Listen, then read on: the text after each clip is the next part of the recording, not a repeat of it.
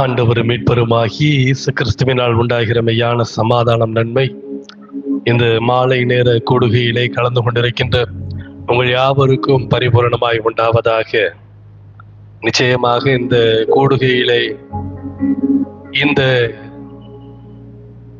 மேடை முன்பாக இருக்கின்ற நீங்கள் மாத்திரமல்ல, இந்த கூடுகையில் பேசப்படுகின்ற பாடப்படுகின்ற அனைத்து சொற்களையும் வீடுகளிலிருந்து அநேகர் கேட்டுக்கொண்டிருப்பார்கள் என்று சொல்லி நம்புகின்றேன்.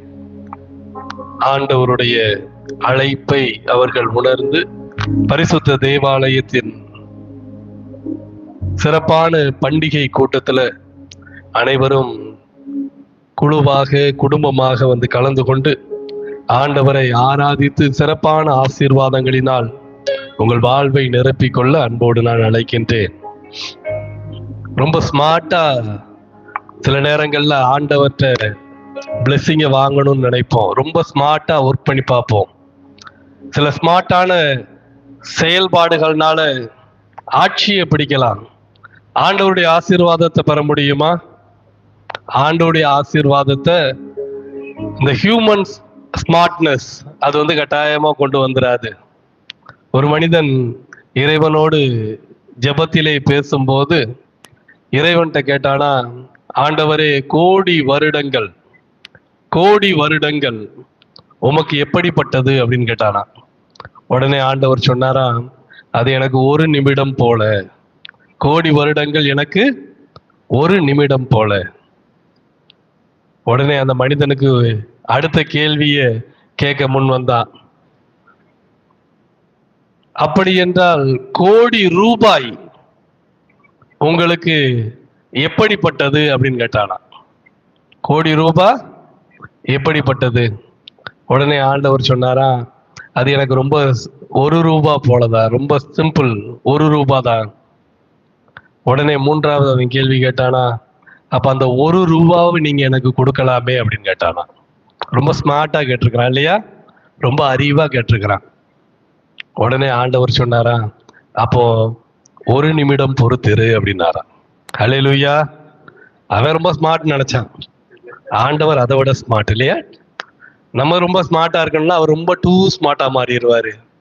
அதனால ஆண்டவருடைய ஆலயத்தின் ஆசீர்வாதங்களை, பண்டிகையின் ஆசீர்வாதங்களை ஆண்டவரை நேரடியா வந்து பாடி ஆராதித்து அதை நம்ம ரிசீவ் பண்றதுலதான் உண்மையான மகிழ்ச்சி இருக்கிறது.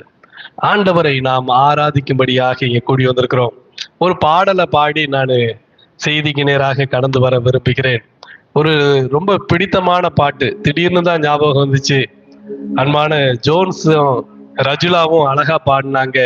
அந்த பாடலின் நடுவுல நீரின்றி வாழ்வேது இறைவா அப்படின்னு ஒரு பாட்டு பாடினாங்க. அந்த பாடலை எழுதியவர் இன்னொரு பாடலை எழுதியிருக்கிறாரு. உனக்கொருவர் இருக்கிறார், உன்னை விசாரிக்க துடிக்கிறார், உன்னையும் என்னையும் இயேசு நேசிக்கிறார், உன்னை உள்ளங்கைகளில் வரைந்திருக்கிறார். அந்த பாடல் இப்ப நம்ம பாட போறோம். உனக்கொருவர் இருக்கிறார் அப்படிங்கிற ஒரு வார்த்தை எவ்வளவு பெரிய சந்தோஷத்தை கொடுக்குது. ஆண்டவர் உங்களுக்காகவே இருக்கிறார். ஹல்லேலூயா. உனக்கு ஒருவர் இருக்கிறார் அப்படிங்கிறது ஏதோ ஒரு கண்ணுக்கு தெரியாத மாயையை சொல்வது போல இருக்கலாம். உனக்காகவே ஆண்டவர் இருக்கிறார், அதுதான் உண்மையான ஒரு செய்தி. உனக்கு ஒருவர் இருக்கிறார், உன்னை விசாரிக்க துடிக்கிறார். இந்த பாட்டு பாடும்போது யாரெல்லாம் மனசுல ஏவப்பட்டாங்களோ ஆண்டவருடைய ஆசீர்வாதத்தை பெற இந்த வளாகத்திற்குள்ளாக வேகமா கடந்து வரும்படி அன்போடு கூட நான் கேட்டுக்கொள்கின்றேன்.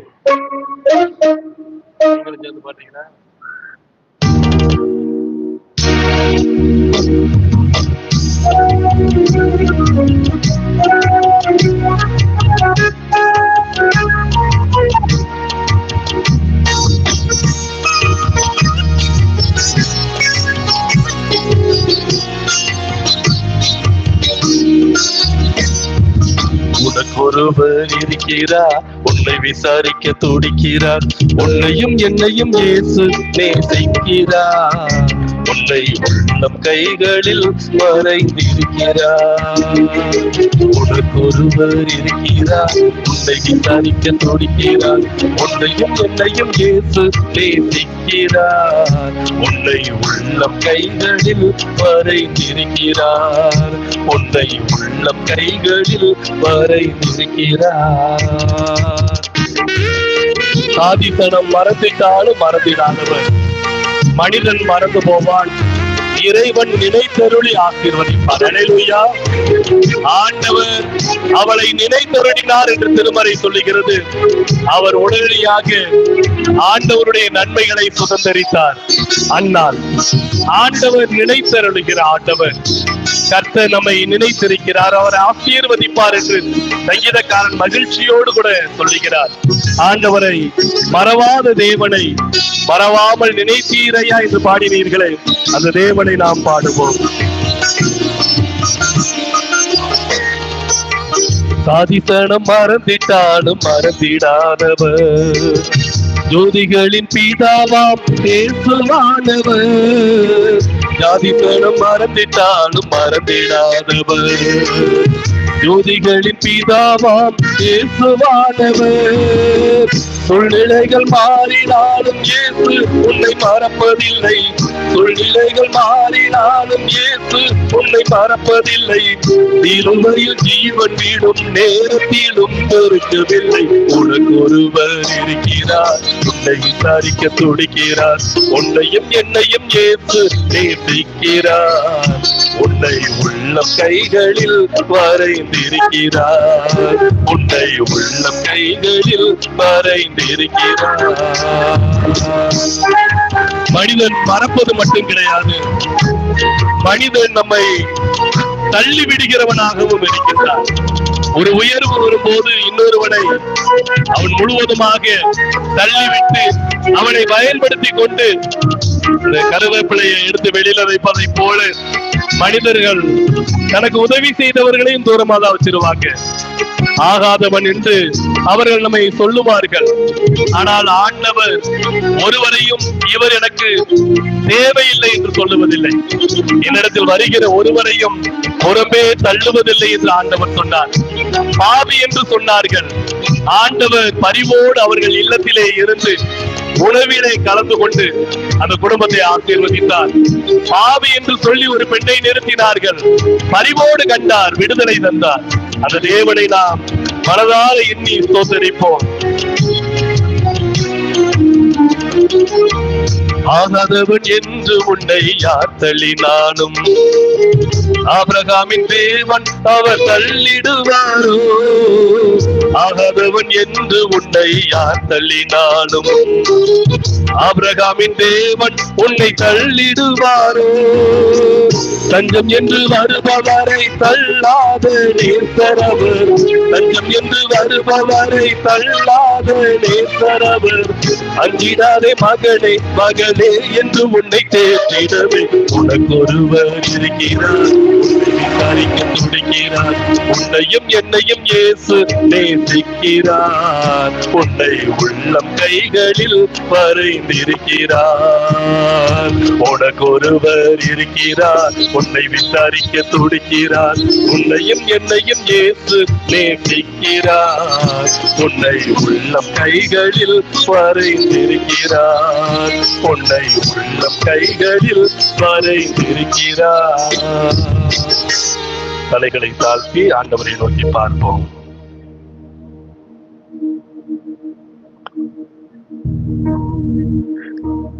இன்னும் உம்மை அறியணுமே, இன்னும் உம்மை அறியணுமே, இன்னும் கிட்டி சேரணுமே, இன்னும் கிட்டி சேரணுமே.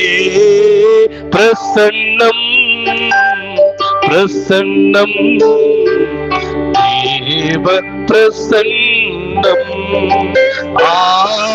பிரசன்னம் பிரசன்னம் தேவ பிரசன்னம்.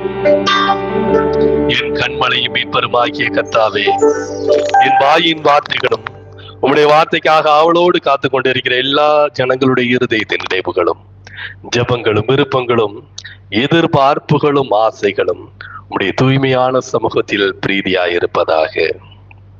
உட்காருங்கள். ஆண்டவர் மீட்பருமாகி இயேசு கிறிஸ்துவினால் உண்டாகிற மெய்யான சமாதானம், நன்மை இந்த பரிசுத்த வழிபாட்டிலே கலந்து கொண்டிருக்கின்ற உங்கள் யாவருக்கு பரிபூரணமாய் உண்டாவதாக.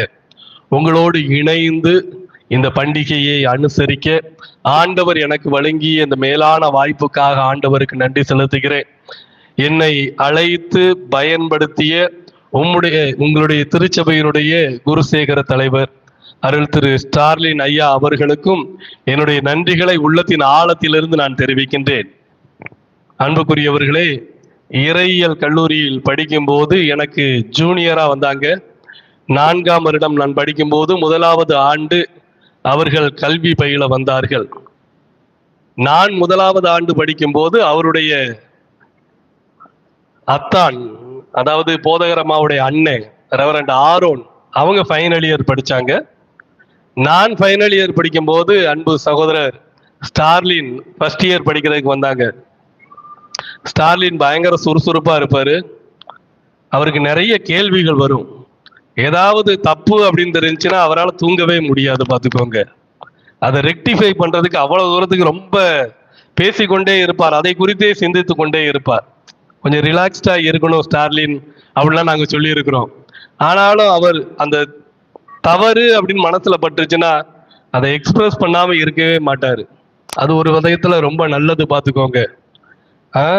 அது ஒருவேளை அன்றைய தினம் சில சங்கடங்களை ஏற்படுத்தினாலும், அன்றைய தினம் சில கோபதாபங்களை ஏற்படுத்தினாலும் மனம் திரும்புதலுக்கு நேராக அது வழி நடத்தும், இல்லையா? பைபிள் அப்படிதான் போட்டுக்குது. தேவனுடைய கோபம் முதல்ல கொஞ்சம் கஷ்டத்தை உண்டாக்கும், ஆனா தேவனுக்கு ஏற்ற துக்கம் முடிவுல அது நன்மையை தரும், பார்த்துக்கோங்க. மனம் திரும்புதலை தரும். லௌகீக துக்கம் என்ன பண்ணும்? அதெல்லாம் கொஞ்சம் வருத்தத்தை ஏற்படுத்தி மரணத்துக்கு நேராக வழி நடத்திடும். எவ்வளவு நிலைகள் இருந்தாலும் உறவுகளை முறித்து கொண்டது கிடையாது. அதுதான் ஸ்டார்லினுடைய நல்ல பண்பு. ஆண்டவர் அப்படிப்பட்ட நல்ல பண்பை உங்க போதகருக்கு தந்திருக்கிறாரு.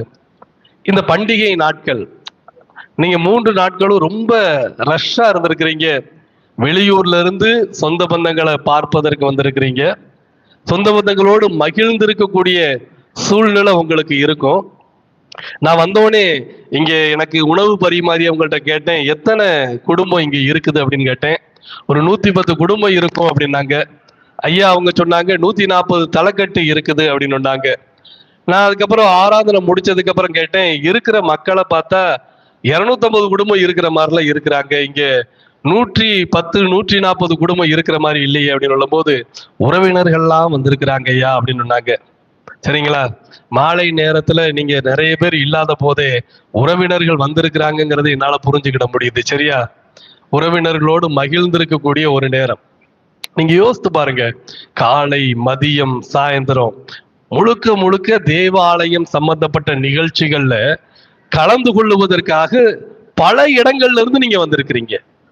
நீங்க யோசித்து பாருங்க, உங்களுடைய உறவுகளோட நீங்க மகிழ்ந்திருக்கக்கூடிய காலமா இருந்தாலும் இந்த சர்ச்சை மையப்படுத்தி, இந்த ஆலயத்தை மையப்படுத்தி, பண்டிகையை மையப்படுத்தி, ஆண்டவரை மையப்படுத்தி, திருமறையை மையப்படுத்தி நீங்கள் 3 நாட்களும் இங்கே குழுமி இருக்கிறீர்கள்.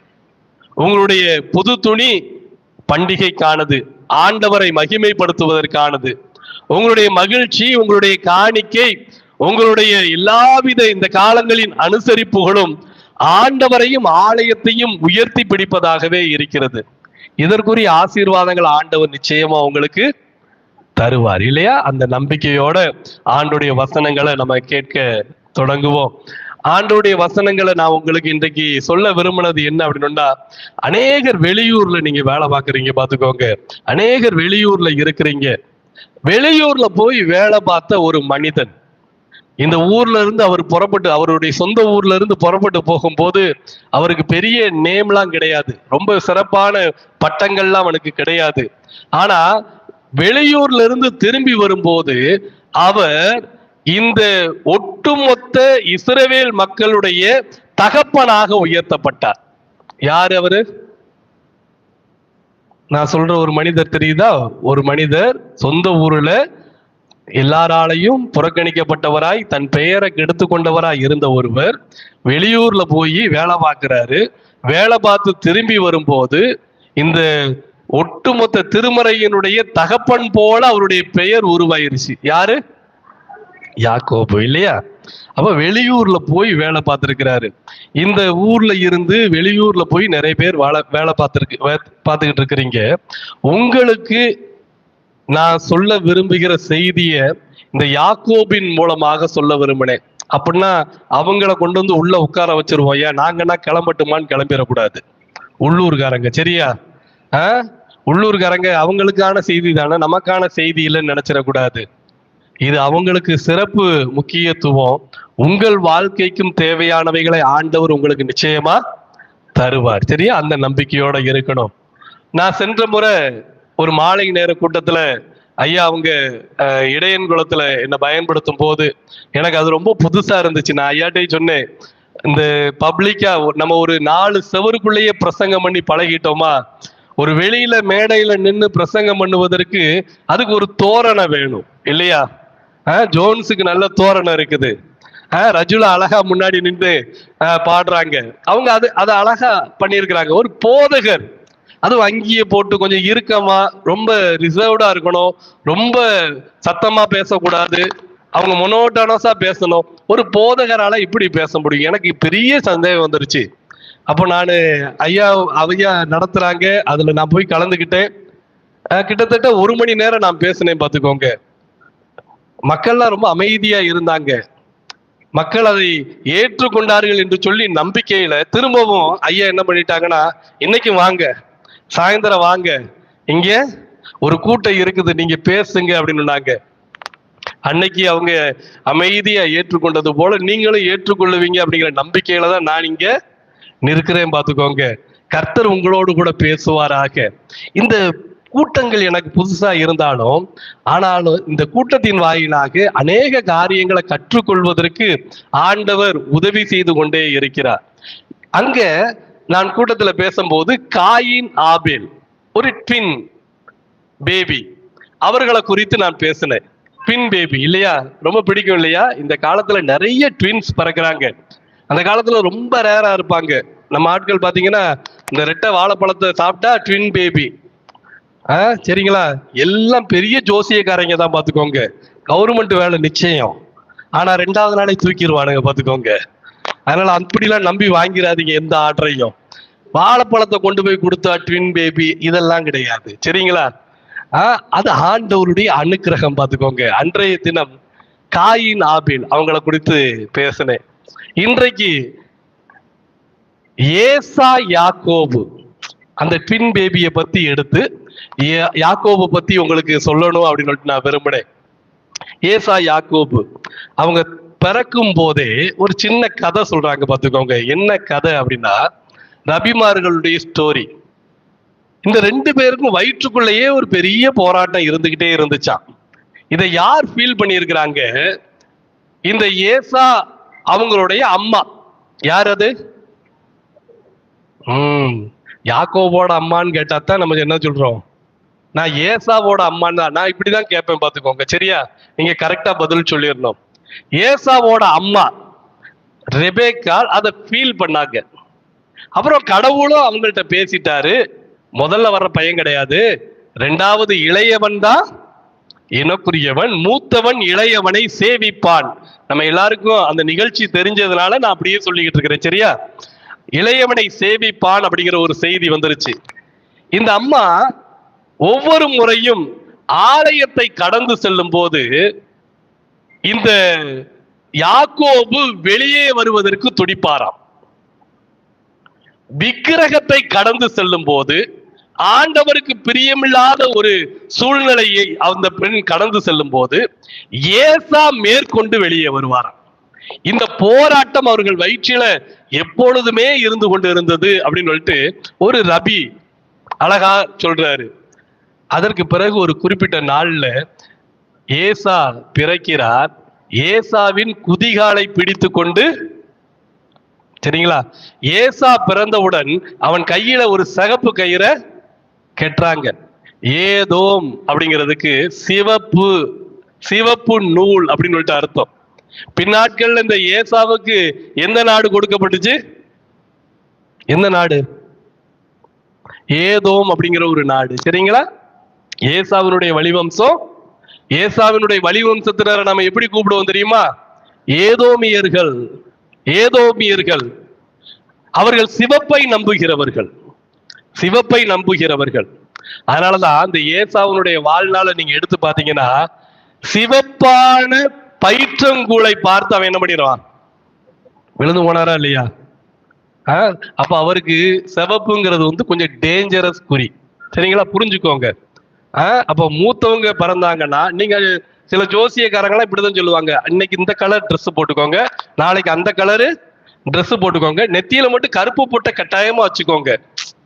ஏன்னா நம்ம ஊர்ல இந்த வெளியில ஜாம கோடாங்கி வருவாங்க பாத்துக்கோங்க, நைட்டு பாத்தீங்கன்னா இவ்வளவு பெரிய கருப்பு போட்டு வச்சிருப்பாங்க. நான் வேற யாரையும் சொல்லல பாத்துக்கோங்க, நீங்க கொஞ்சம் கூர்ந்து பாத்தீங்கன்னா கண்டுபிடிச்சிருவீங்க. கலரை நம்புறவங்க, அப்போ விக்கிரகத்தை நம்புறவங்க, அல்லது ஏதோ ஒரு மாய்மாலத்தை, ஏதோ ஒரு பொய்ய, ஏதோ ஒரு கட்டுக்கதைய நம்புறவங்க தான் இந்த ஏசாவின் வம்சம். சிவப்பு அப்படிங்கிறது ஒரு அடையாளம். சிவப்பு, அவன் கையில சிவப்பு நூல் கட்டப்பட்டதால அவர் ஏசா, ஏதோம் அப்படிங்கிற ஒரு வழிவம்சத்திற்குரியவரா மாறினார் அப்படின்றாங்க. அவர் சிவப்பான பயிற்றங்குளின் மீது ஆசைப்பட்டு தன்னுடைய சேஷ்டபுத்திர பாகத்தை இழந்து போனதினால், இதை நம்பி அவன் தன்னுடைய மேன்மையை இழந்து போனதினால் அவன் அப்படிப்பட்டவனாக கருதப்படுகின்றான். இரண்டாவது, ஒரு குழந்தை குதிகாலை பிடித்து கொண்டு வருகிறது. குதிகாலை பிடிச்சிட்டு வர்றாங்க இல்லையா? இரண்டாவது குழந்தை குதிகாலை பிடித்து கொண்டு வர்றது. யாக்கப் அப்படின்னா எபிரேயத்துல குதிங்காலை பிடிப்பவர் அர்த்தம்.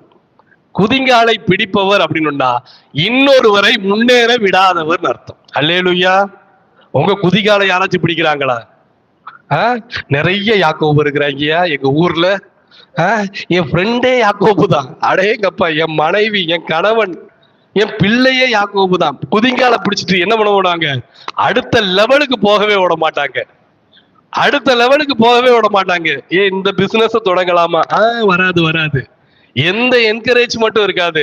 அப்படியே பிடிச்சு கீழே தள்ளுவது. குதிங்காலை பிடிப்பவர், அதத்தான் ஏமாற்றுபவர், எத்தன் அப்படிலாம் எடுத்து சொல்றாங்க. மோசம் செய்பவர்.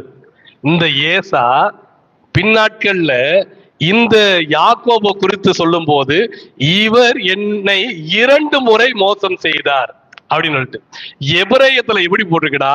2 முறை என் குதிங்காலை பிடித்தார் அப்படின்னு போட்டிருக்குது. ஹல்லேலூயா. 2 முறை தான் பிடிச்சாரு. ஏசா எங்க போயிட்டாரு? கீழே போயிட்டாரு. உங்களை யாராச்சும் குதிங்கால பிடிக்கிறாங்களா? கொஞ்சம் செக் பண்ணி பார்த்துக்கோங்க. குதிங்கால மட்டும் யாரையும் பிடிக்கவே விட்டுறக்கூடாது. சரிங்களா?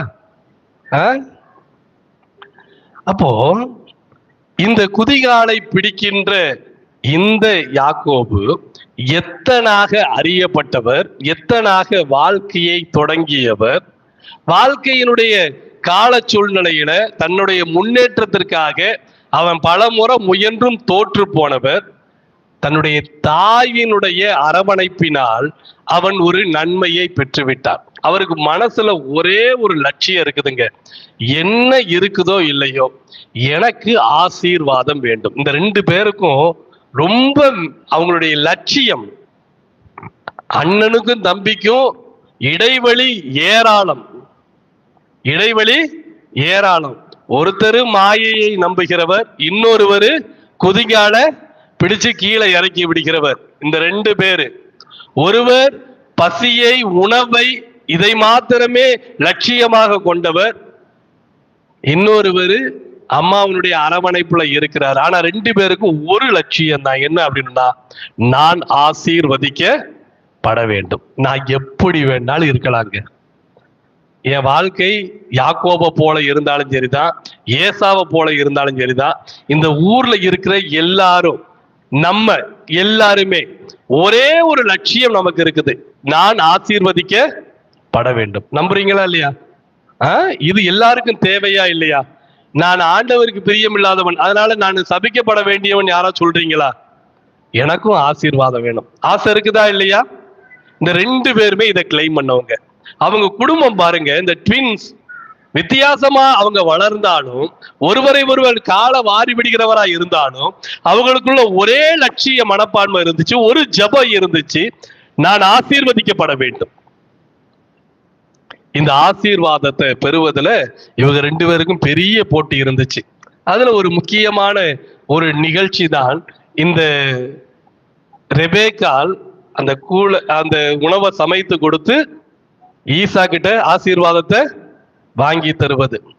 காலப்போக்கில் இந்த யாக்கோபு தன்னுடைய வாழ்க்கையை குறித்த பெரிய ஒரு திட்டமே இல்லாம போறாங்க. ஆனா அவங்க அம்மாவுக்கு ஏற்கனவே வெளிப்பாடு வந்துருச்சு, மூத்தவன் இளையவனை சேவிப்பான். அப்போ அந்த அம்மா அந்த வார்த்தையை மனசுல வச்சிருந்தாங்க. நம்ம ரெபேக்கால் அநேக நேரங்கள்ல என்ன பண்ணிடுறோம்னா, ரொம்ப சாதாரணமா பேசிடுறோம், ரொம்ப சாதாரணமா நம்ம அவங்க மேல கமெண்ட் விமர்சனம் பண்ணிடுறோம். ஆனா அந்த அம்மா அந்த வார்த்தையை நம்பினார்கள், வாக்கு தத்துவத்தை நம்பினார்கள். இதுதான் நடக்க போகுது, ஏனென்றால் இதை இறைவன் சொல்லிவிட்டார் என்று சொல்லி இந்த பெண் முழுமையுமாய் நம்பினாள். அந்த நம்பிக்கையில ஏதாச்சும் தப்பு இருக்குதாங்க? தப்பு இருக்குதா? தப்பு இருக்குதா? என் பிள்ளை ஆசீர்வதிக்கப்பட வேண்டும், கர்த்தருடைய வார்த்தை நிறைவேற வேண்டும். அந்த பெண் மேல ஏதாச்சும் தப்பு இருக்குதா? தப்பு இல்லை. யாக்கோபு மேல தப்பு இல்லை, ஏசா மேல தப்பு இல்லை, இந்த அம்மா மேல தப்பு கிடையாது. ஈசாக்கு இப்ப தகப்பனுடைய ரோல், அவருக்கு என்னன்னா தன் பிள்ளையை ஆசீர்வதிக்க வேண்டும். அவருக்கும் அந்த ஒரு ஆசை இருக்குது, தன் பிள்ளைகள் ஆசீர்வதிக்கப்பட வேண்டும். பெற்றோரும் விரும்பினார்கள், பிள்ளைகளும் விரும்பியது. ஆனா அடைகின்ற வழிமுறைகள் ஒவ்வொருவரும் ஒவ்வொரு ஸ்ட்ராட்டஜியை கையாண்டாங்க. ஒவ்வொருத்தங்களும் ஒவ்வொரு விதத்துல அந்த ஆசீர்வாதத்தை பெறுவதற்கு முயற்சி எடுத்தாங்க. நம்ம எல்லாருக்கும் தெரிந்ததுதான். அம்மா என்ன முயற்சி எடுத்தாங்க? அம்மா என்ன முயற்சி எடுத்தாங்க? அப்பாவை ஏமாத்தி உனக்கு நான் ஆசீர்வாதத்தை வாங்கி தர்றேன், ஏமாற்றி ஆசீர்வாதத்தை தருகிறேன். அப்பா என்ன நினைச்சாரு? எனக்கு ருசியா கொண்டு வந்து யார் சாப்பாடு போடுவாங்களோ அவங்கள நானு ஆசீர்வதிப்பேன். சிம்பிளானது பார்த்துக்கோங்க, 2 தான்.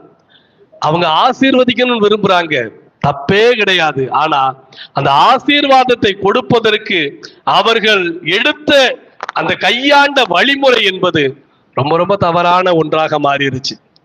இந்த நேரத்துல முதலாவதாக யாக்கோபு வர்றாரு. இந்த யாக்கோபு வந்த உடனே ஈசாக்கு யாக்கோபை ஆசீர்வதிக்கிறார். எப்படி ஆசீர்வதிச்சார் தெரியுமா? அவருடைய ஆசீர்வாதம் ரொம்ப அழகா இருக்கும், பார்த்துக்கோங்க.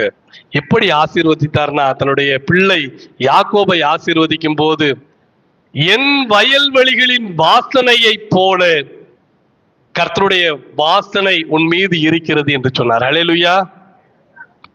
அவரு அந்த பிள்ளைய பக்கத்துல அழைக்கிறாரு, கையை தடவி பார்க்கிறாரு, குரலை கேட்கிறாரு. குரல் யாக்கோபின் குரல், கைகளோ ஏசாவின் கைகள். பாதி கண்டுபிடிச்சிட்டாரு. அது ஒரு கேம் ஷோ மாதிரி, சரிங்களா? சில நேரங்கள்ல விளையாட்டுகள்லாம் சொல்லும் போது க்ளூஸ் கொடுப்பாங்க இல்லையா? பாதி கண்டுபிடிச்சிட்டாரு. கண்டுபிடிச்சதுக்கு அப்புறம் அடுத்து வாசனையை மோந்து பார்க்கிறாரு.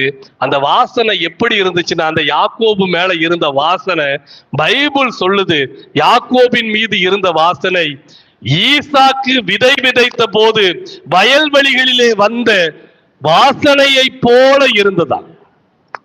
ஈசாக்கு விதை விதைக்கும் போது யார் அதை ஆசீர்வதித்தார்? யாருங்க ஆசீர்வதித்தார்? ஆதியாகமோ 24வது அதிகாரமா 26:12 வாசிங்களேன்.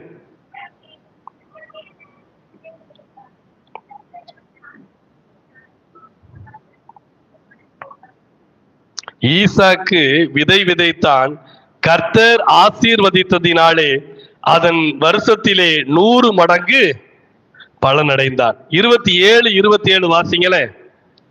அவன் கிட்ட போய் அவனை முத்தம் செய்தான்,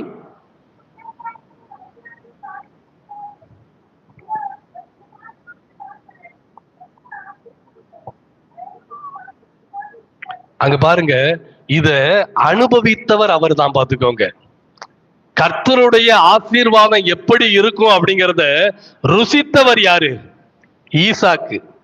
வயல்வெளிகளிலே அன்றைய தினம் எல்லாருமே தண்ணி இல்ல, பஞ்சம், எகிப்துல எல்லாரும் ஒன்றுமில்லாமல் இருக்கும் போது, எந்த துறவிலும் தண்ணீர் இல்லாத போது ஈசாக்கு எங்கெல்லாம் துறவு தோண்டினாரோ அங்கெல்லாம் தண்ணீர் வந்து கொண்டே இருக்கிறது. அப்படி தேவன் ஒருவரால் மாத்திரமே ஆசீர்வதிக்கப்பட முடியும் என்பதை தன் வாழ்க்கையிலே அனுபவித்தவர் அவர். அந்த வயல்களின் வாசனை, ஆண்டவரது ஆசீர்வாத வாசனையை அனுபவித்தவர் அவர். இந்த யாக்கோபின் மீது அவ்வாசனை இருப்பதை அவர் கண்டுபிடித்து விட்டார். குரலோ யாக்கோபுடையது, ரோமங்களோ ஏசாவினுடையது. பாதி கண்டுபிடித்தவர், முழுசா கூட கண்டுபிடிக்கிறதுக்கு வாய்ப்பு இருக்குது.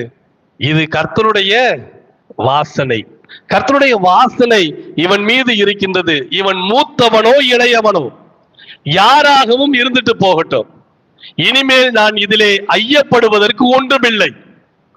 தேவன் காண்பித்து விட்டார், எனவே நான் ஆசீர்வதிக்கிறேன் என்று அவர் ஆசீர்வதித்து விட்டார்.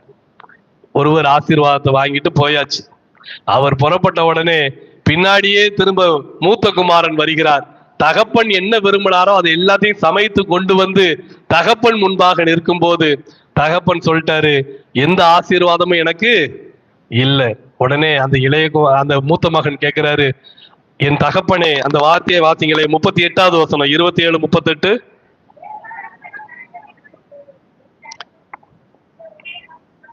என் தகப்பனே, இந்த ஒரே ஆசீர்வாதம் மாத்திரமா உம்மிடத்தில் உண்டு? என் தகப்பனே, என்னையும் ஆசீர்வதியும், என்னையும் ஆசீர்வதியும், என் தகப்பனே என்னையும் நீர் ஆசீர்வதியும் என்று சொல்லி அவன் வேண்டி விரும்பி கேட்டுக்கொண்டான். அவன் கண்ணீரோடு வேண்டிக் கொண்டான், என்னையும் ஆசீர்வதியும், என்னையும் ஆசீர்வதியும். இவர் எப்படி வேண்டிக் கொண்டாரோ அதே மாதிரிதான் 32வது அதிகாரத்துல யார் கேட்டது? யாக்கோபு கேட்கிறாரு, என்னை நீர் ஆசீர்வதித்தால் ஒழிய உம்மை நான் போக விடேன். அப்போ இந்த குடும்பமே ஆசீர்வாதத்திற்காக போராடி கொண்டிருக்கின்ற குடும்பம். இப்ப ஆசீர்வாதத்திற்காக என் குடும்பம் ஆசீர்வதிக்கப்பட வேண்டும், நான் ஆசீர்வதிக்கப்பட வேண்டும். ஒருவேளை என்னுடைய பாஸ்ட், என்னுடைய பழைய காலம், பழைய வாழ்க்கை எப்படி வேண்டுமானாலும் இருக்கலாம். நான் ஏமாற்றப்பட்டவனாக இருக்கலாம், தோற்கடிக்கப்பட்டவனாக இருக்கலாம். இப்பொழுது எனக்கு ஒரு ஆசீர்வாதம் வேண்டும். இதற்காக நாடி ஓடி திரிகின்ற அந்த நிலையில நம்ம இருப்போம் அப்படின்னுண்டா, ஆண்டவர் இன்றைக்கு நிச்சயமாகவே உங்களை ஆசீர்வதிக்க ஆயத்தத்தோடு இருக்கிறார். இந்த பகுதியில பாத்தீங்கன்னா ஏசாவை ஆண்டவர் ஆசீர்வதித்தாரா இல்லையா? ஆசீர்வதித்தாரா இல்லையா? ஆசீர்வதித்தார். நீங்க பாருங்க, அதுக்கப்புறம் ஒரு அழகான ஆசீர்வாதம் சொல்லப்பட்டிருக்கும். இப்ப ஆசீர்வாதத்தை வாங்கி கொண்டவனாக இந்த யாக்கோபு புறப்பட்டு கர்த்தருடைய பலனையும் பெற்றுக்கொண்டு, கர்த்தருடைய தரிசனத்தையும் பெற்றுக்கொண்டு, வாக்குத்தத்தத்தையும் பெற்றுக்கொண்டு தன் மாமன் வீட்டிற்கு சென்று விட்டார்.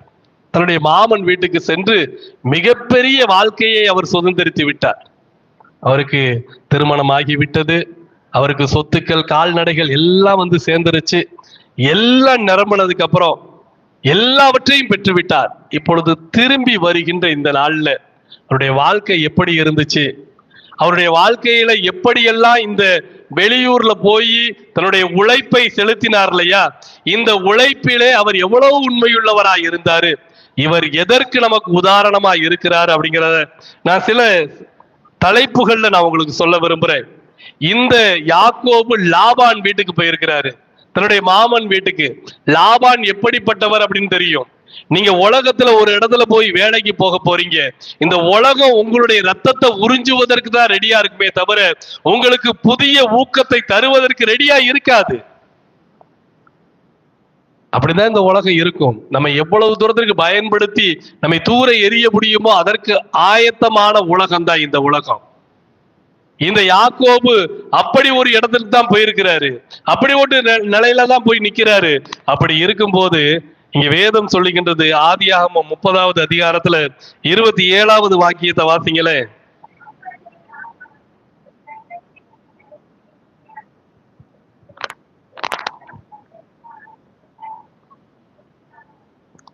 அங்க பாருங்க, தனது ஆசீர்வாதத்திற்காக தனது பாதுகாப்பிற்காக சென்றவர் தான் இந்த யாக்கோபு.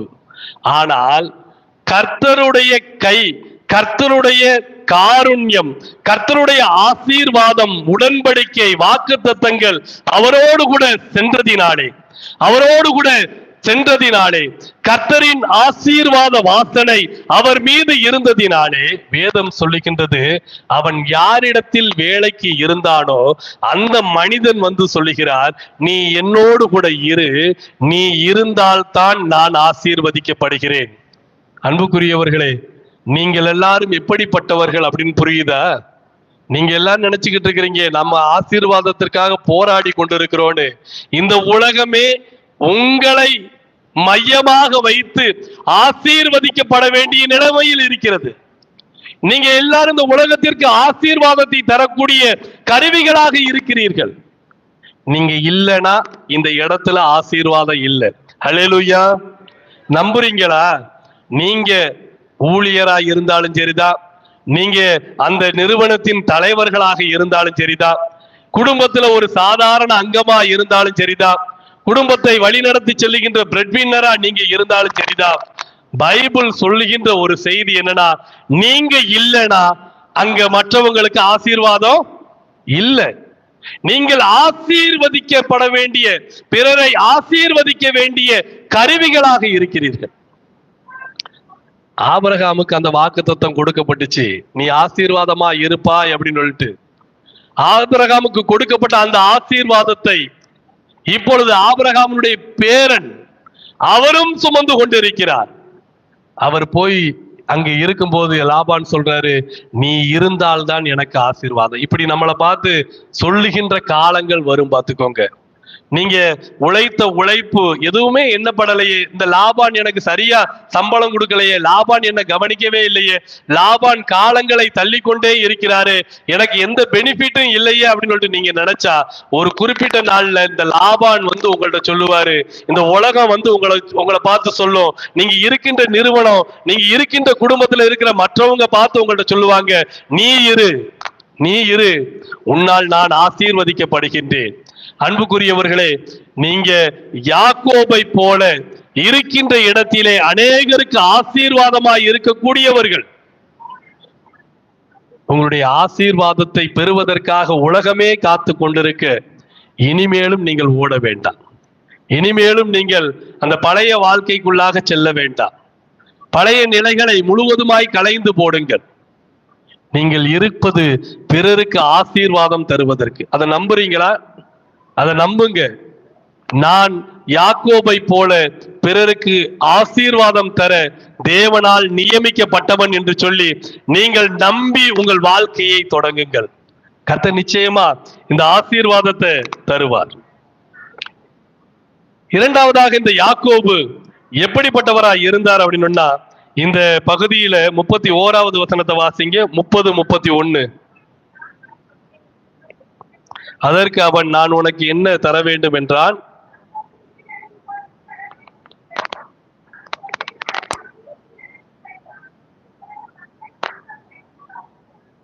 அங்க பாத்தீங்கன்னா, லாபான் இந்த யாக்கோபு திரும்பி செல்வதை போல ஒரு எண்ணம் வந்த உடனே லாபான் அவரை வைத்து ரொம்ப சம்பாதித்துட்டாரு. சம்பாதிச்சுட்டு, நீ இரு, உன்னால நான் ஆசீர்வதிக்கப்பட்டிருக்கிறேன் அப்படின்னு சொல்லிட்டு ஓப்பனா கன்ஃபர்ஸ் பண்றாரு. அது மட்டும் கிடையாது, நான் உன் சம்பளத்தை வேணா மாத்தி தரட்டுமா, உனக்கு நல்ல சம்பளம் தரட்டுமா அப்படின்னு சொல்லிட்டு அவர் சொல்றாரு. அப்படி சொல்லும் போது இங்க யாக்கோபு எப்படி சொல்றாருன்னா, நீர் எனக்கு ஒன்றும் தர வேண்டியதில்லை. மனிதனால் வருகின்ற ஆசீர்வாதங்களை நிராகரிக்கின்றவராக யாக்கோபு இருக்கிறார். மனிதனால் வருகின்ற ஆசீர்வாதங்கள் நிராகரிக்கப்பட வேண்டும் என்று சொல்லி இந்த யாக்கோபு நமக்கு ஒரு முன்மாதிரியாய் விளங்குகிறார். மனிதன் நம்மை ஆசீர்வதிப்பதற்கு அல்ல, இறைவன் நம்மை ஆசீர்வதிப்பதற்கு உகந்தவர்களாய் இருக்க வேண்டும். ஒரு சரட்டையாகிலும் இந்த ஆபிரகாம் எடுக்கவில்லை. என்னை ஆசீர்வதிக்க வேண்டியவர் ஆண்டவர். இந்த சோதோம் கொமராவின் ராஜாக்கள் இவர்கள் கொடுத்த பொருள்களினாலே இந்த ஆபிரகாம் ஆசீர்வதிக்கப்பட்டான் என்று இந்த உலகம் சொல்லக்கூடாது. இழிவான ஆதாயத்தின் பின் சென்று வாழ்க்கையை இழந்து போகாதீர்கள். இறைவன் காத்து கொண்டிருக்கிறார். இறைவன் ஏற்ற வேளை வர காத்து கொண்டிருக்கிறார். இறைவனின் பேராசீர்வாதம் உங்களை சந்திப்பதற்கு ஆயத்தமாயிருக்கிறது.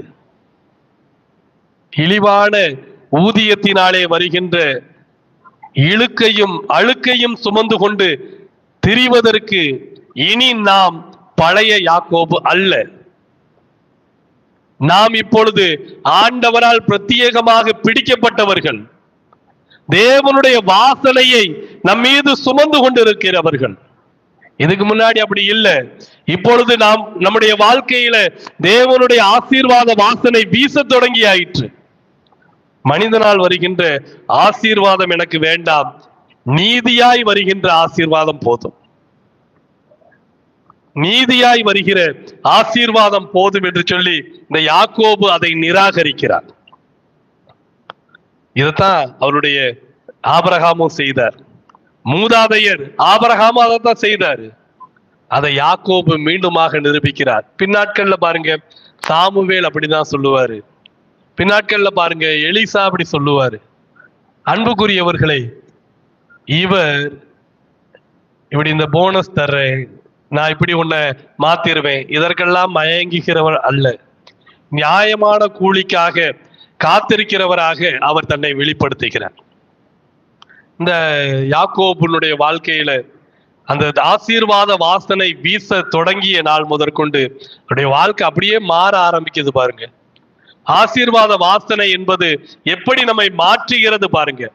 தேவ ஆசீர்வாதத்தின் வாசனை என்பது நம்மை இப்படிப்பட்டவர்களாய் மாற்றும், நம்மை அநேகருக்கு ஆசீர்வாத கருவியாய் மாற்றும், இழிவான ஆதாயத்தை நம்மை விட்டு முழுவதுமாய் அகற்றி போடும்.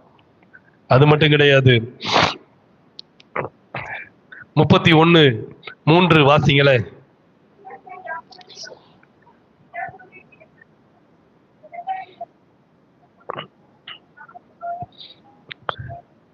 கர்த்தர் உன் இனத்தாரிடத்திற்கு திரும்பி போ என்று சொன்னார். கர்த்தர் தன் இனத்தாரிடத்துக்கு திரும்பி போ என்று சொன்ன அந்த வார்த்தைய நீங்க பாத்தீங்கன்னா யாக்கோபு யார்கிட்ட சொல்லுவாரு? 4வது வாக்கியத்தை வாசிங்க.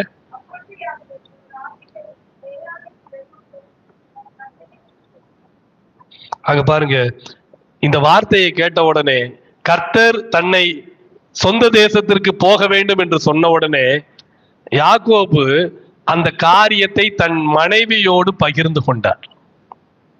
அவன் தேவ ஆசீர்வாதம் பெற்ற ஒரு மனிதன் எப்படிப்பட்டவனாக இருப்பான் அப்படின்னா, நல்ல கணவனாக இருப்பான், நல்ல குடும்பஸ்தனாக இருப்பான். அநேக நேரங்கள்ல குடும்பத்துல முடிவெடுக்கிறதுல பெண்களை சேர்த்து கொள்வதில்லை, பிள்ளைகளை சேர்த்து கொள்வதில்லை. தான் எடுக்கின்ற முடிவுதான் சரியானது, தான் எடுக்கின்ற முடிவுதான் முடிவானது, இதற்கு அப்புறம் ஒன்றும் இல்லை என்று சொல்லி எண்ணுகின்ற எண்ணம் வரும். ஆனா யாக்கோபு அப்படி இல்லை. யாக்கோபு எப்படி மாறிட்டாரு? தேவனுடைய ஆசீர்வாத வாசனை அவன் மீது வந்த உடனே அவன் நல்ல ஒரு கணவனாக மனைவிய கூப்பிட்டு ஆண்டவர் என்ன சொன்னாரோ அந்த வார்த்தையை மனைவியோடு கூட டிஸ்கஸ் பண்றாரு. கர்த்தர் சொன்ன வார்த்தையை மனைவியோடு டிஸ்கஸ் பண்ணலாமா? என்னங்க, மனைவியோட டிஸ்கஸ் பண்ணலாமா? இல்லைன்னா நீ பின்னாடி வா அப்படின்னு சொல்லிட்டு அப்படியே கூட்டு போறதா? மனைவியோட டிஸ்கஸ் பண்ணணும் இல்லையா? கர்த்தர் சொன்னாரு அப்படிங்கிறத நீங்க எதையுமே பேசாம இருக்கக்கூடாது. எல்லாவற்றையும் பேசி எல்லா உறவுகளையும் அந்த மனைவியை எல்லா இடங்களிலும் இணைத்து கொண்டு அவர்களுக்குரிய அங்கீகாரத்தை கொடுக்கணும். இந்த யாக்கோபு இருக்கிறதுலே ரொம்ப பெஸ்ட் மேனா மாறிட்டாரு அப்படின்னா இதுலதான் நம்ம சொல்ல முடியும். தன் மனைவிகளோடு பேசினார், அவர்களிடத்தில் தன் காரியத்தை எடுத்து சொன்னார். இதுக்கு முன்னாடி ஒருத்தர் மனைவியோட பேசினார் பாத்துக்கோங்க. ஆதியாகம 4வது அதிகாரத்துல ஒருத்தர் வந்து கூப்பிடுவாரு கடைசியில, ஆதாளே சில்லாளே லாமேக்கின் மனைவிகளே எனக்கு செவி கொடுங்கள், எனக்கு தழும்புண்டாக இன்று ஒரு வாலிபனை கொலை செய்தேன். அவர் வந்து ரிப்போர்ட் சப்மிட் பண்றாரு. புரியுதுங்களா? எல்லா காரியத்தையும் செஞ்சு முடிச்சுட்டு வந்து மனைவியை பார்த்து என்ன பண்றாரு, நான் இன்னைக்கு இப்படிலாம் செஞ்சிருக்கிறேன் அப்படின்னு சொல்லிட்டு ரிப்போர்ட்டை சப்மிட் பண்றாரு. டிஸ்கஸ் பண்ணல. ரிப்போர்ட் சப்மிட் பண்றதுக்கும் அறிக்கை நான் இதெல்லாம் செஞ்சிட்டேன் அப்படிங்கறத சொல்றதுக்கும் இதை செய்யலாமா, இதை நான் செய்யணும்னு இருக்கிறேன் அப்படின்னு சொல்லிட்டு திட்டம் தீட்டுவதற்கும் வித்தியாசம் இருக்குது. நல்ல ஒரு விசுவாசி, நல்ல ஒரு ஆண்டவருடைய பிள்ளை எல்லா காரியங்களையும் கலந்து ஆலோசிப்பார். அதற்கு மிகச்சிறந்த உதாரணமாய் இந்த யாக்கோபு திகழ்ந்தார். கர்த்தரின் ஆசீர்வாத வாசனை உங்கள் மீது வந்துவிட்டால் நீங்கள் எல்லாவற்றையும் இணைந்து முடிவெடுப்பீர்கள். இந்த மனிதன் தன்னுடைய மனைவியோடு இணைந்து இந்த முடிவுகளை எடுக்கின்றார். அதுல சில நேரங்கள்ல சறுக்கல்கள் வரலாம், சில நேரங்கள்ல பெருக்கல்கள் வரலாம், எதுவாகவும் வந்துட்டு போகுது. ஆனால் ஒரு காரியத்தை முடிவெடுக்கும் போது இணைந்து முடிவெடுக்க வேண்டும். வெளியூர்ல நம்ம இருக்கிறோம், நம்மளுடைய முடிவுகள் எடுக்கும் போது இணைந்து எடுக்க பழக வேண்டும். தூர தேசத்துல இருப்பாங்க, வெளியில உள்ளூர்ல ஒருத்தங்க இருப்பாங்க, இணைந்து முடிவெடுக்க பழக வேண்டும். அது நல்ல விசுவாசியினுடைய அழகாக இருக்கிறது. அடுத்து இந்த யாக்கோபு புறப்பட்டு போக தொடங்கிட்டாரு. பின்னாடியே லாபான் எகிப்து சேனை எப்படி இஸ்ரவேலை பின்தொடர்ந்து வந்ததோ அது போல லாபானும் பின்தொடர்ந்து வந்துட்டாரு. பின்தொடர்ந்து வந்து இந்த யாக்கோபோடு லாபான் பேச தொடங்குகிறார். நீ ஏன் இப்படி திருட்டுத்தனமா போற, ஏன் என்னை விட்டுட்டு நீ போற அப்படின்னு சொல்லிட்டு இந்த லாபானும் யாக்கோபும் பேசும்போது ஒரு முக்கியமான செயல் நடந்து விடுகிறது. விக்கிரகங்களை யாரும் எடுத்துட்டு போயிட்டாங்க, லேயால் ராகேல் எடுத்து ஒளிச்சு வச்சுட்டாங்க. அதை வாங்குவதற்காகத்தான் இந்த லாபான் பின்னாடியே வர்றாரு. இந்த விக்கிரகத்தை வாங்குறதுக்காக லாபான் பின்னாடியே வர்றாரு. அப்படி வரும்போது இந்த இருவரும் பேசிக்கிறாங்க. பாத்துக்கோங்க, பேசும்போது யாக்கோபு தான் எப்படிப்பட்டவனா இருந்தேன் அப்படின்னு சொல்லிட்டு தன்னுடைய 20 வருட ஊழியங்களை திரும்பி பார்க்கிறார். 20 years ministry, அவருடைய 20 வருட ஊழியங்கள் திரும்பி பார்க்கும் போது ஏதாவது ஒரு இடத்துல ஒரு ஃபிளா இருந்துச்சுன்னா நீங்க என்ன கையை காட்டி நீ ஒன்றும் இல்லாமல் என்னை வெளியே தள்ளலாம், இதுல ஏதாவது ஒரு ஃபிளா இருக்குதா அப்படின்னு கேட்டார். நம்ம வெளியில போயிடுறோம், வெளியில போகும்போது அல்லது நம்முடைய வாழ்க்கையில ஏதோ ஒரு சூழ்நிலையில இன்னொரு இடத்துல வேலை செய்வதற்காக போகிற சூழ்நிலை வந்துருச்சுன்னா அந்த இடத்துல ஆண்டவர் நம்மள்ட்ட எதிர்பார்ப்பது என்னன்னா இன்டெகிரிட்டி, நல்ல ஒரு உத்தமத்தை ஆண்டவர் எதிர்பார்க்கிறார். உத்தமத்தை எதிர்பார்க்கிறார். நம்ம இந்த தாளந்து ஊமையெல்லாம் படிக்கிறோம். இந்த தாளந்து ஊமையை படிக்கும் போது அந்த தாளந்து ஊமையில எஜமான் திரும்பி வந்த உடனே அந்த ஒவ்வொரு தாளந்து பெற்று அதனுடைய பலனை கொண்டு வந்தவங்களை பார்த்து எப்படி சொல்லுவாரு? நீங்க பைபிளை நல்லா படிச்சு பாருங்க. உத்தமமும் உண்மையும் உள்ள ஊழியக்காரன். நம்ம வேகத்துக்கு என்ன சொல்லிடுறோம்? உண்மையும் உத்தமம் உள்ள ஊழியக்காரன் சொல்லிட்டு உத்தமத்தை கொண்டு வந்து முன்னாடி நிப்பாட்டுவார். சேனைகளின் தேவனாகிய கர்த்தர் சூரியனும் கேடகமும் ஆனவர், கர்த்தர் மகிமையையும் கிருபையையும் அருளுவார், உத்தமமாய் நடக்கிறவர்களுக்கு நன்மையை வழங்காதிரார். உத்தமம் என்பது கிறிஸ்தவ வாழ்க்கையினுடைய அடித்தளமாய் இருக்கிறது. நீங்க யோசித்து பாருங்க, இந்த யாக்கோபு இப்படி ஆசீர்வாதத்தோடு திரும்பி வரும்போது, ஒருவேளை அவன் திரும்பி வரும்போது அவனுடைய சொந்த தேசம் எப்படி பார்க்கணும்னா, இங்கே இருக்கும்போது அப்பாவை ஏமாத்தினா, இங்கே இருக்கும்போது தன்னுடைய அண்ணனை ஏமாத்தினா, இப்ப வெளியூர்ல போய் ஏமாத்திக்கிட்டு தான் இருப்பா அப்படின்னு சொல்லிட்டு நினைச்சுக்கிட்டு இருப்பாங்க. இந்த உலகம் அப்படிதான் புரிஞ்சுக்கிடும். இந்த உலகம் அப்படிதான் நம்மளை ஸ்கேல் பண்ணும், அப்படிதான் அளவிடும். ஆனா அந்த இடத்துல யாக்கோபு எவ்வளவு உத்தமமாய் பணி செய்தான், யாக்கோபு எந்த அளவுக்கு ஆசீர்வாதத்திற்கு உகந்தவனாய் மாறினான். உத்தமமும் உண்மையுமான ஊழியக்காரனே, நீ கொஞ்சத்தில் உண்மையாய் இருந்தாய், அநேகத்தின் மீது அதிகாரியாய் வைப்பேன், உன் எஜமானுடைய சந்தோஷத்திற்குள் பிரவேசி. இந்த ஆசீர்வாதம் உண்டாகும். இவர் என்னெல்லாம் சொல்றாரு அப்படிங்கிறத நான் சுருக்கமா சொல்றேன். அவர் சொல்ற சில செய்திகளை நான் உங்களுக்கு சொல்றேன். 31வது அதிகாரத்துல 38வது வாக்கியத்தை பாருங்களேன். 20 வருஷ காலமாய் நான் உம்மிடத்தில் இருந்தேன், உம்முடைய செம்மறி ஆடுகளும் வெள்ளை ஆடுகளும் சினை அழியவில்லை. முதல்ல அவர் சொல்றாரு, ஆடு அது சினை நிலையில இருக்குது, அதிலே கரு இருக்கிறது, குட்டிகள் வயிற்றிலே வளர தொடங்குகிறது. இந்த குட்டிகள் வளரும் போது இந்த ஆடு சில உபாதைகளை அடையும். அப்படி உபாதைகள் அடைகின்ற நிலை வரும்போது அதனுடைய ஜீவனுக்கு ஏதேனும் சேதம் உண்டாகும். என்னுடைய இந்த 20 ஆண்டு கால ஊழியத்தை பாருங்கள். கருவிலே வளர்கின்ற எந்த ஆடும், அதை சுமக்கின்ற எந்த ஆடும் அழியவில்லை. அப்படின்னா அவருடைய நேசம் எப்படி மாறி இருக்குது பாருங்க. நான் விளையாட்டுக்கு சொல்லுவேன், இந்த ஃபேமிலி கவுன்சிலிங்க்கு வரும்போது நான் சொல்லுவேன்,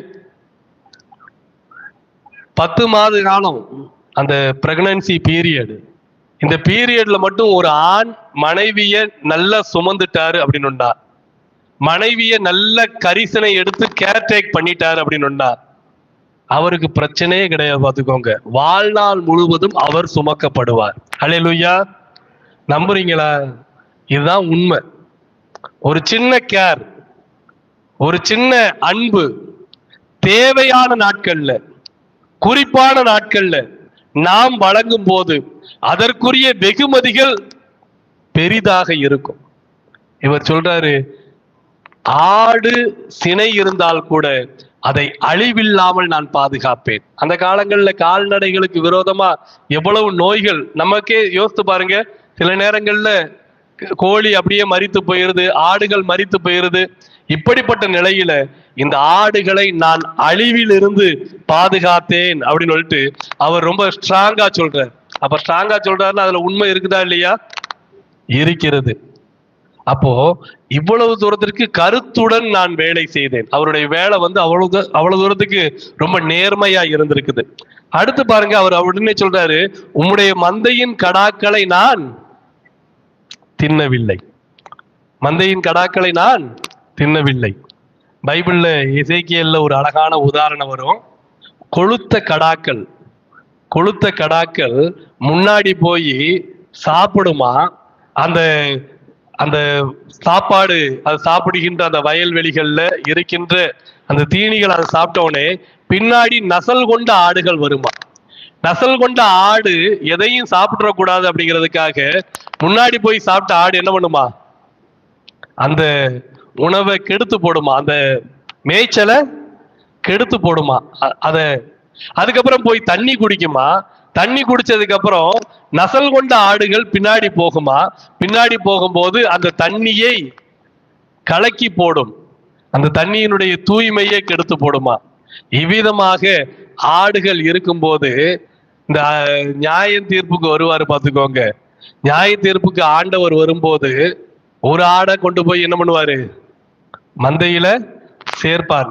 ரெண்டையும் நியாயம் தீர்க்கும் போது இந்த 2வது ஆடை என்ன பண்ணுவாங்க அப்படின்னு கேட்கும்போது, எங்க சண்டே ஸ்கூல் பையன் ஒருத்தன் சொன்னா, கொண்டு போய் கசாப்பு கடையில கொடுத்துருவாங்க அப்படின்னா. எப்படா சொல்ற, நல்ல கொழுன்னு இருக்கு இல்லையா, யாரும் நசல் கொண்ட ஆட்டை கொண்டு போய் கொடுக்க மாட்டாங்க. நாளைக்கு நீங்க வேற அசனம் பண்டிகை கொண்டாடுறீங்க இல்லையா, இங்க கட்டியிருந்த ஆடெல்லாம் பார்த்தேன். பார்த்துக்கோங்க, ரொம்ப வலிமையான ஆடுகளா கட்டியிருந்தீங்க. அப்ப யோசித்து பாருங்க, அது எங்க சண்டே ஸ்கூல் பையன் சொல்றா, கொழுமையான ஆடுகள் தான் டேஸ்டா இருக்குன்னு சொல்லிட்டு கொண்டு போய் கடையில கொடுத்துருவாங்க. இன்னைக்கு நிறைய ஊழியக்காரங்க பாத்தீங்கன்னா மக்களை ஆடுகளா பயன்படுத்தி நேரா கொண்டு போய் கடையில கொடுத்து கமிஷன் வாங்கிட்டு வந்துடுறாங்க. பாத்துக்கோங்க, உங்களை வேற எங்கேயாச்சும் கொண்டு போய் அடகு வச்சுட்டு வந்துடுறாங்க. அவர்கள் உங்களை தங்களுடைய உண்ணும் பொருள்களாய் மாற்றி விட்டார்கள். இங்க இவர் சொல்றாரு, நான் ஒரு ஆடையும், பவுல் ஒரு பெரிய வாய்ப்பை கொடுத்தாரு. மந்தை மேய்ப்பவன் பாலை உண்ணாமல் இருப்பானா, அவனுக்கு எல்லா ரைட்ஸ் இருக்குதுங்க அப்படின்னு சொல்றாரு. ஆனா யாக்கோபு சொல்றாரு, நான் அப்படி கிடையாது, நான் என் மந்தையை என் உணவிற்காக எடுக்கவில்லை. 2வது ரொம்ப ஸ்ட்ராங்கா அவர் சொல்றாரு. 3வது அவர் சொல்றாரு, சில நேரங்கள்ல என் மந்தைகள் பிற மிருகங்களால் சேதப்படும் போது, பிற மிருகங்களால் அது காயப்படும் போது, அந்த காயப்பட்ட அந்த ஆட்டை கொண்டு வந்து உம்முடைய ஆடு இதுதான் காயப்பட்டு போச்சு, இது இறந்து போச்சுன்னு சொல்லிட்டு எந்த பீருண்டதையும் நான் உம்மிடத்தில் கொண்டு வந்து காட்டவில்லை. களவு போனதையும் நான் காட்டவில்லை. பகலில் களவு போனதையும் காட்டவில்லை, இரவில் களவு போனதையும் காட்டவில்லை. எல்லாவற்றையும் நீர் கேட்டு வாங்கினீர் அப்படின்னு சொல்றார். அப்ப மூணாவது அவர் என்ன சொல்றாரு அப்படின்னா, நான் எல்லாவற்றுக்கும் இழப்பீடு கொடுத்திருக்கிறேன். களவு போச்சா, நான் ப்ராப்பரா இழப்பீடு கொடுத்திருக்கிறேன். எதையுமே நான் இலவசமாக பெறவில்லை. இதுவரைக்கும் ஏதாவது பீருண்டதை கொண்டு வந்து உங்கள்ட்ட கொடுத்திருக்கிறேனான்னு பாருங்க, எதுவுமே இருக்காது. என் கணக்கு ரொம்ப ரொம்ப கிளியர், ரொம்ப கிளியர் அப்படின்னு சொல்றாரு. அதுக்கப்புறம் பாத்தீங்கன்னா, நான் சோம்பலா இருந்தது கிடையாது. நான் இரவிலே குளிரிலே எவ்வளவு பட்சிக்கப்படுகின்ற சூழ்நிலை இருந்தாலும் நான் உமக்காக காத்திருந்து ஊழியம் செய்தேன் அப்படின்னு சொல்றாரு. கடைசியில பாத்தீங்கன்னா, எனக்கு 10 தடவை நீங்க சம்பளத்தை மாத்தினீங்க, ஆனா பணத்திற்காக நான் ஒருபோதும் வேலை செய்யல. இந்த வேலையை நான் அர்ப்பணத்தோடு செய்தேன் அப்படின்னு சொல்றாரு. ரோமர்ல ஒரு அழகான வசனம் வரும், அதிகாரிகள் எல்லா அதிகாரங்களுக்கும் மனிதன் கீழ்பட்டு இருக்க வேண்டும். எல்லா அதிகாரங்களுக்கும் மனிதன் கீழ்பட்டு இருக்க வேண்டும். அதிகாரி உண்மையுள்ளவனாய் இருந்தால் உங்களை பாராட்டுவார். நேர்மையான அதிகாரியாய் இருந்தால் உங்களை ஏற்றுக்கொள்வார், உங்களுக்கு உரிய உயர்வுகளை தருவார். சரி, அநீதியுள்ள அதிகாரி வந்து விட்டால் என்ன பண்ணணும்? ரோமர் 6வது அதிகாரத்தை நீங்க வாசித்து பாத்தீங்கன்னா, அநீதியுள்ள அதிகாரி வந்து விட்டால் நீ உண்மையுள்ள பணியாளனா இரு என்று சொல்லுகிறார். அநீதியுள்ள அதிகாரிகள் வந்து விட்டால், லாபான போல ஓனர் வந்துட்டாங்க, லாபான போல இங்கே நமக்கான தலைவர்கள் வந்து விட்டார்கள் அப்படின்னா நீ எப்படி மாறிடணும் அப்படின்னா நீ உண்மையுள்ளவனாய் மாறிவிட வேண்டும். இங்க பாருங்க, யாக்கோபு இவ்வளவு உண்மையுள்ளவராய் மாறிவிட்டார்.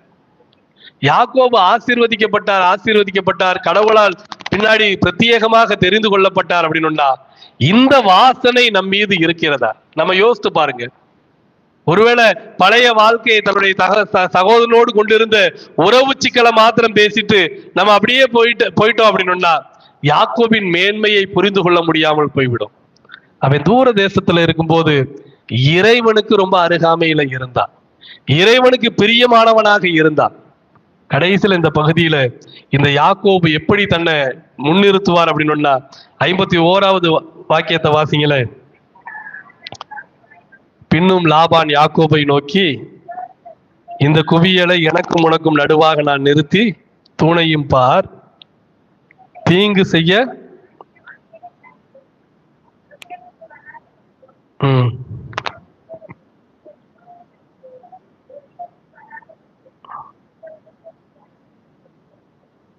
இந்த குவியலும் சாட்சி, இந்த தூணும் சாட்சி அப்படின்னு சொல்லிட்டு அவர் சொல்றாரு. அவங்க 2 பேருக்குள்ளே ஒரு உடன்படிக்கை வந்துருச்சு. இந்த யாக்கோபை அவர் தன்னுடைய சொந்த ஊருக்கு திருப்பி அனுப்புவதற்கு சரி அப்படின்னு சொல்லிட்டு ஒத்துக்கிட்டாரு. ஒத்துக்கிட்டதுக்கு அப்புறம் ஒரு உடன்படிக்கை செய்கிறார். இனிமேல் நீ எனக்கு தீங்கு செய்யக்கூடாது, நான் உனக்கு தீங்கு செய்ய மாட்டேன் அப்படின்னு சொல்லிட்டு அவர் ஒரு தூணை நிப்பாட்டி அந்த குவியல் மீது சாட்சி இடுகிறார். அந்த குவியல் மீது சாட்சி இடுகிறார். அப்படி சாட்சி இடும்போது இந்த ஆபிரகாம் எப்படி சொல்றார் அப்படின்னா, சாரி, இப்ப இந்த யாக்கோபு 53வது வாக்கியத்தை வாசிங்களே. ஆபிரகாமின் தேவனும் நாகோரின் தேவனும் அவர்கள் பிதாக்களின் தேவனுமாய் இருக்கிறவர் நமக்குள்ளே நின்று நியாயம் தீர்ப்பாராக. அப்பொழுது யாக்கோபு தன் தகப்பனாகிய ஈசாக்கின் பயபக்திக்குரியவர் மேல் ஆணையிட்டார். இங்க பாருங்க, ஆபிரகாமின் தேவன் யாரு? ஆபிரகாமின் தேவன் யார்? நம்ம எல்லாருக்கும் தெரியும். ஆபிரகாமின் தேவனை தான் நம்மளும் என்ன பண்றோம்? வழிபடுகிறோம். அவர்தான் மெய்யான தெய்வம். நாகோரின் தெய்வம் யார்? நாகோரின் தெய்வம் யார்? நாகோரின் தெய்வத்தை நீங்க வழிபடுறீங்களா? நாகோர் ஒரு விக்கிரக வணக்கத்தை உரியவராய் இருக்கிறார். ஆபிரகாம் உண்மையான இறை பற்றாளராய் இருந்தார். இந்த லாபானுக்கு இதெல்லாம் பிரச்சனை கிடையாது. உண்மையான இறைவனா இருந்தாலும் சரிதான், விக்கிரகமாக இருந்தாலும் சரிதான், தான் ஆணையிடுவதற்கு நம்புவதற்கு அவர்கள் எல்லாரையுமே சொல்லிடுவாங்க. ஆனா உண்மையான தெய்வத்தின் மீது நம்பிக்கை கொண்டவராகிய யாக்கோபு அந்த ஆணையை அப்படியே ஏற்றுக்கொள்ளல. அந்த ஆணையை அப்படியே ஏற்றுக்கொள்ளலாம அவர் எப்படி சொல்றாரு? ஈசாக்கின் பயபக்திக்குரியவர் மீது ஆணையிட்டார். அப்ப இறைவனை எப்படி பிடித்து கொண்டிருக்கிறார் பாருங்கள். இந்த யாக்கோப நம்ம நிறைய நேரத்துல 32வது அதிகாரத்துல இறைவனோடு பேசி ஆசீர்வதிக்கப்பட்ட பிறகுதான் யாக்கோபு புது மனிதனாய் மாறியதை போல நம்ம பார்க்கிறோம். இறைவனால் பிடிக்கப்பட்டு இந்த ஆசீர்வாதத்திற்குரியவராய் மாறுவதற்கு யாக்கோபு 20 ஆண்டுகளாகவே ஆயத்தம் செய்ய தொடங்கிவிட்டார். 20 ஆண்டுகளாகவே வாழ்ந்து கொண்டிருக்கிறார். ஒரு பிரதேசம் அவனுடைய வாழ்க்கையிலே அவன் சொந்த தேசத்துல இல்ல, தன்னுடைய மாமனார் வீட்டுல வளருகின்றான். அங்கே நசுக்கப்படுகின்ற சூழ்நிலை, அவனுடைய வாழ்க்கை கசக்கி பிழியப்படுகின்ற நிலைமை.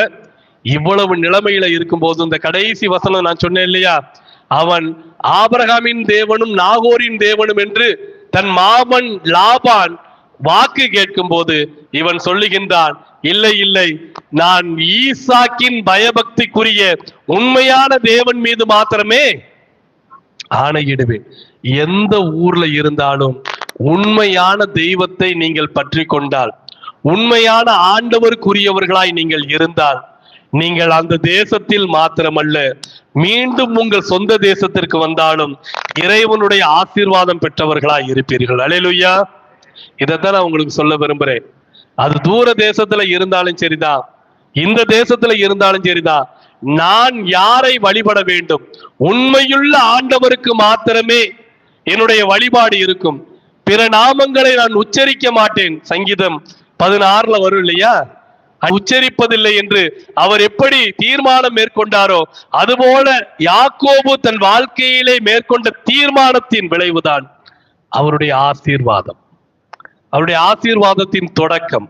அன்புக்குரியவர்களே, இந்த ஆசீர்வாதத்தை பெறுவதற்கு சிம்பிள் லாஜிக், ஒரே ஒரு காரியம், இறைவனை மாத்திரம்தான் பற்றி கொள்ளும். உன் தேவனாகிய கர்த்தர் நானே, என்னையன்றி உனக்கு வேறே தேவர்கள் வேண்டாம். மேலே வானத்திலும் கீழே பூமியிலும் பூமியின் கீழ் தண்ணீரிலும் உண்டாயிருக்கிறவைகளுக்கு ஒப்பான யாதொரு விக்கிரகத்தை ஆகிலும் சொரூபத்தை ஆகிலும் நீ உனக்கு உண்டாக்கவும் வேண்டாம், அதை நீ நமஸ்கரிக்கவும் சேவிக்கவும் வேண்டாம். உன் தேவனாகிய கர்த்தருடைய நாமத்தை வீணிலே வழங்காதிருப்பாயாக. இந்த 3 கட்டளையும் இந்த யாக்கோபு கை கொண்டார். இந்த 3 கட்டளையும் கை கொண்டார். இப்ப நான் சொன்ன முதல் கதையை யோசித்து பாருங்க. விக்கிரகங்கள் என்று வந்துவிட்டால் இந்த ஏசா வெளிவர துடிப்பாராம். இறைவனுடைய திருத்தலம் என்று வந்துவிட்டால் யாக்கோபு இந்த ரெபேக்காளின் வயிறிலிருந்து வெளிவர துடிப்பாராம். ஏனென்றால் இந்த யாக்கோபு இறைவன் மாத்திரம்தான், இவருக்கு விரோதமாக என் நாவு எந்த நாமத்தையும் உச்சரிக்காது என்று உறுதியாக இருந்தார். எனவே அன்புக்குரியவர்களே, நீங்கள் இந்த தேசத்தில் இருந்தாலும் எந்த தேசத்தில் இருந்தாலும், இந்த ஊரில் இருந்தாலும் எந்த ஊரில் இருந்தாலும், எந்த மாநிலத்தில் இருந்தாலும், அந்நிய நாமங்களை உச்சரிக்காமல் இறைவனை மாத்திரம் பற்றி கொண்டு நீங்கள் வாழ பழகினால் உங்கள் வாழ்க்கை நிறைவான ஆசீர்வாதங்களுக்கு நேராக வழி நடத்தப்படும். கர்த்தர் தாமே இந்த வார்த்தையின்படி நீங்கள் வாழ்ந்து நிறைவான ஆசீர்வாதத்தை காண உங்கள் யாவருக்கும் உதவி செய்வாராக. ஆமென்.